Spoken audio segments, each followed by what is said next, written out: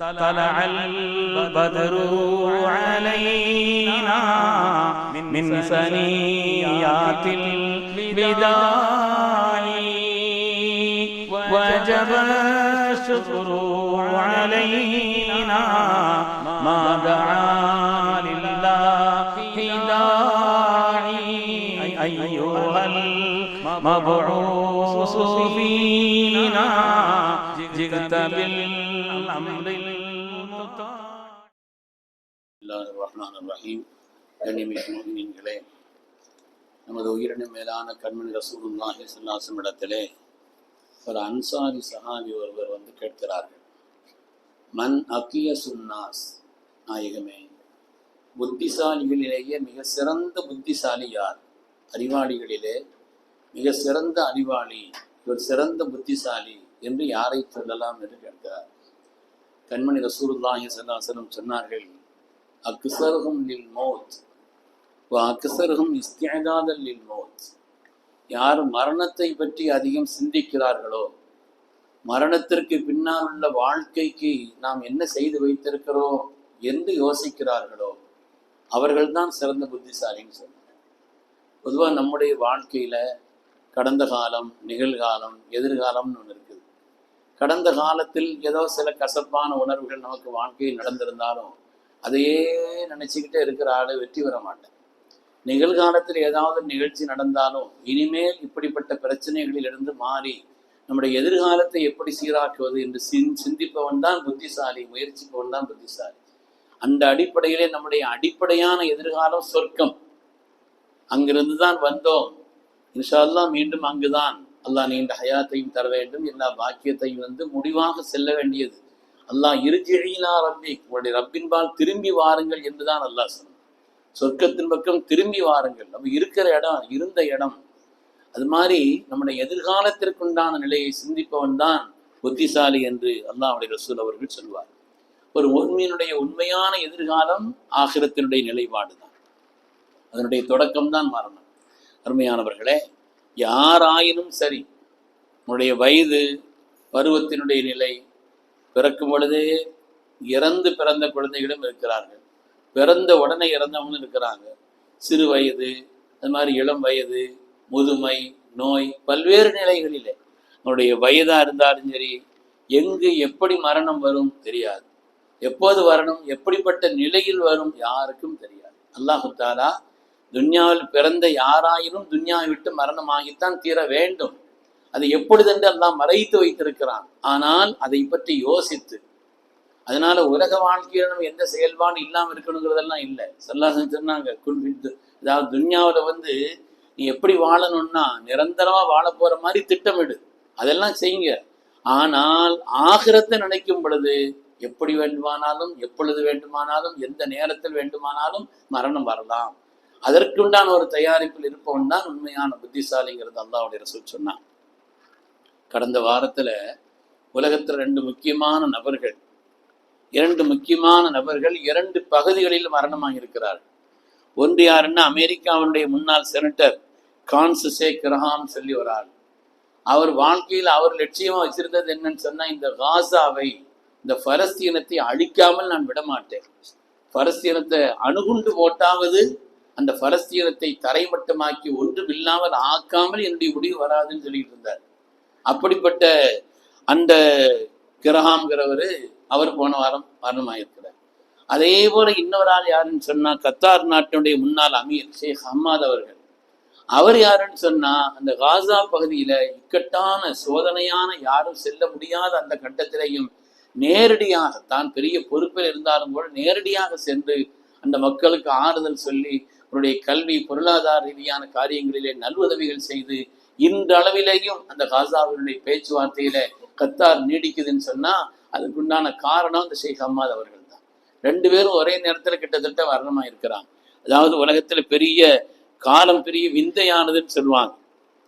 ஒரு நல்லவரையும் ஒரு தீயவரையும் ஒரே நேரத்துல ரப்பனுடைய சன்னிதானத்துல சேர்த்து வச்சிருக்கக்கூடிய நிலை பார்க்கிறோம். உலகத்துல யாரா இருந்தாலும் சரி, நல்லவர்களோ தீயவர்களோ யாரா இருந்தாலும் துன்யா விட்டு ஒரு நாள் போய்தான் ஆகணுங்கிறத சிந்தித்து நம்முடைய எதிர்காலத்தை நல்லபடியா ஆக்க வேண்டுமே என்பதற்காக யார் செயல்படுகிறார்களோ அவங்க தான் புத்திசாலின்னு சொல்லி அல்லாஹ்வுடைய ரசூல் சொன்னாங்க. பெருமக்களே, ஒரு மோமினை பொறுத்தவரையிலே மரண சிந்தனைங்கிறது இருக்குதே, அவனுடைய ஈமானை வலிமையாக்கும். மரண சிந்தனைங்கிறது நம்ம சோர்ந்து போய் ஒடிஞ்சு போய் எல்லாத்தையும் விட்டு விலகி அப்படி அல்ல. அவனுக்கு அவனுடைய ஈமானுடைய தன்மையை வலிமையாக்கும், அவனுடைய உள்ளத்தை சீர்படுத்தும். ஸல்லல்லாஹு சொன்னாங்க. சஹாபிகள் கேட்கிறாங்க, யார் ரசூலல்லாஹ், இரும்பு துருபிடிப்பதை போல மனதும் துருபிடிக்கும்னு ஸல்லல்லாஹு சொன்னாங்க. நாயகமே, இரும்பினுடைய துருவை போக்குறதுக்கு எங்களுக்கு வழி தெரியும். இரும்புல ஏதாவது துரு இருந்துச்சுன்னா அதை நாங்க போக்கிடுவோம்.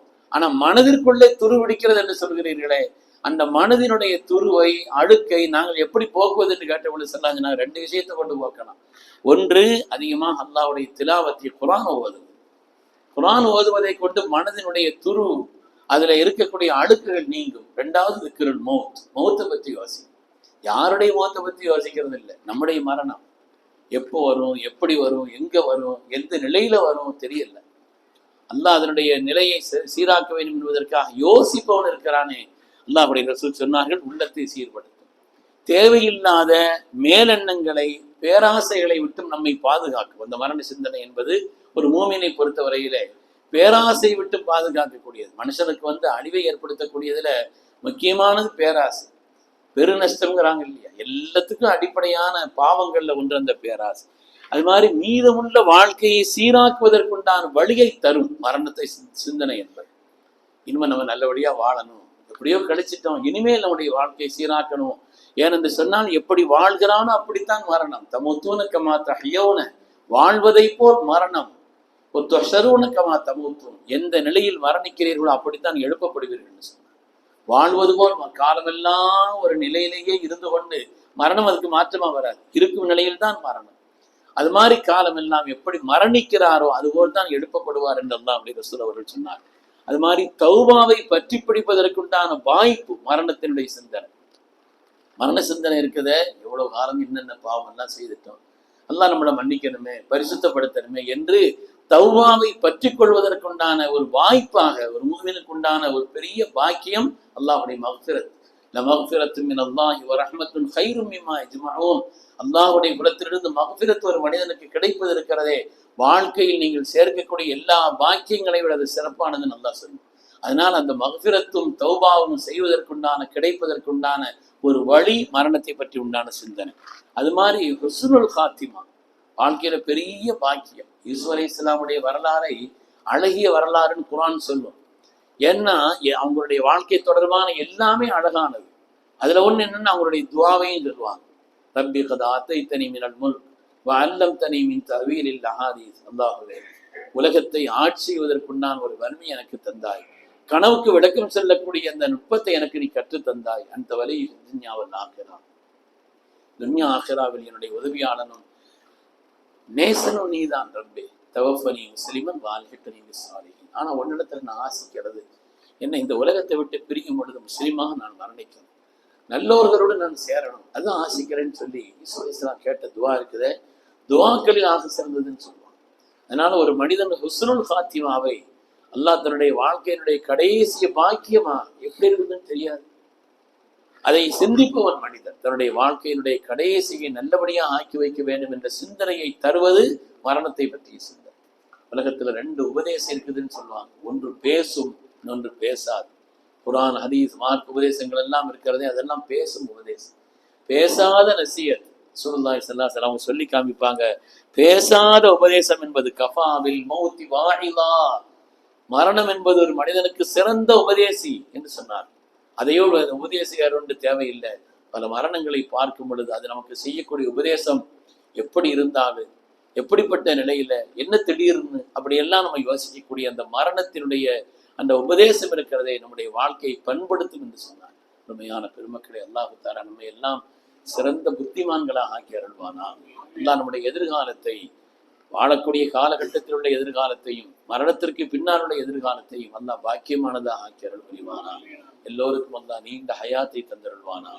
நிறைவான ஆஃபியத்தையும் எல்லா பாக்கியத்தையும் பெற்று நம்முடைய வாழ்நாளுடைய கடைசியை அவனுக்கு பொருத்தமானதாக, அவன் திருப்திப்படக்கூடியதாக, ஆனந்தத்துடன் இன்பத்துடன், எந்த விதமான கவலையோ திடுக்கமோ எந்த விதமான சிரமமும் இல்லாமல் ரப்பை சந்திக்கக்கூடிய உயர்ந்த நசீபை நானும் எல்லோருக்கும் நசீபாக்கணும்.